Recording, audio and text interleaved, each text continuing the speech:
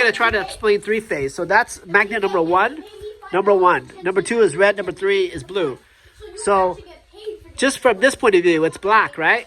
We started with 0 voltage and we went up to, let's say, some number. And then at that number, it starts dropping. And then it goes back up again. Why is it going up and down with this magnet? Because the magnet is spinning it back and forth. The electrons are flowing back and forth. Like there's a push and a pull. Okay. So it's flowing back and forth. Okay. All right. So you can explain the going up part, right? And you can explain the going down. And this whole thing is over time. Yeah. Let's just say in 60 hertz, I know it has to go up and down 60 times. So can you agree that this thing going up and down is happening 60 times in 1 second? But I only drew a portion of it. Yeah. I did draw 60 of them. Yeah. Yeah? The frequency. Yeah. Frequency that's moving out.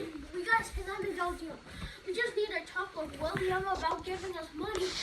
Okay, so now I'm going to draw the second magnet, which is over here, okay? This one's going to be red now.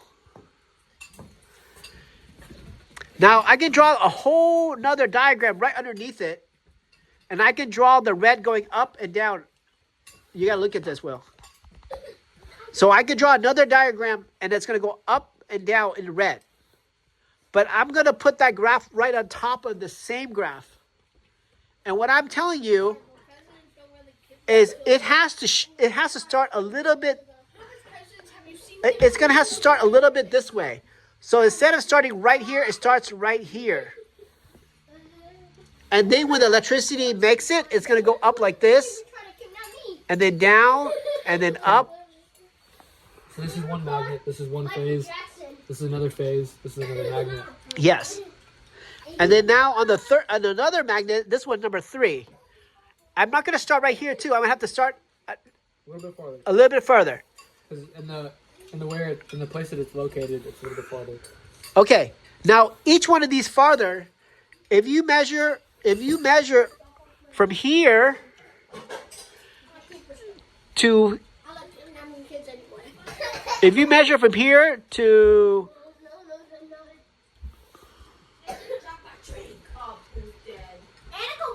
here. This is 120 degrees. Each from each other. Yep. In distance. Yeah. So that's, if you understand they're 120 degrees each other, because they're physically 120 degrees from each other. But in time, they're separated by time too, because one will create electricity first, then the next one, then the next one.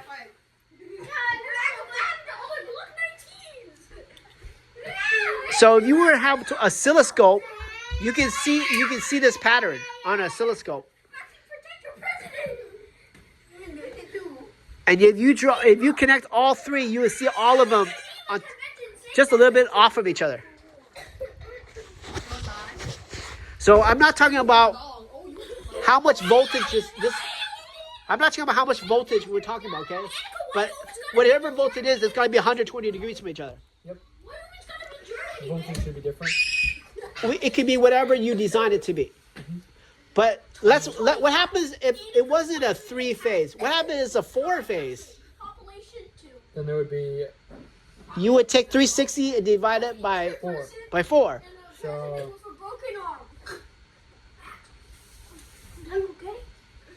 It would be 90. They would each be 90 degrees from each other. Yep. So 90 degrees, and then there would be another one here. Another color. Yep. So we could make a 4-phase if we want it. We can make a 6-phase if we want it. But is that more efficient? Right. It gets more complicated. Mm-hmm. And that little extra doesn't really make that motor last longer. Or it's not that much more efficient. People decided like there's more stuff to break, right? Like there's more stuff. Like if you were to have a 6-phase motor, there's more stuff that could go wrong, Yes. and it's not that much more efficient than a 3-phase motor. Yes. So somewhere along the line, they made all these laboratory tests, and they decided we'll just keep it with 3.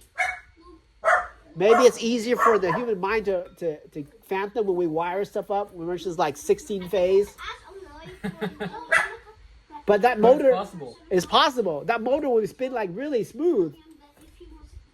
But when it breaks down, that's a lot of things to backtrack. It would cost more money to troubleshoot than to install. Okay, so that's 3-phase. 3, 7, 11, 17, 25.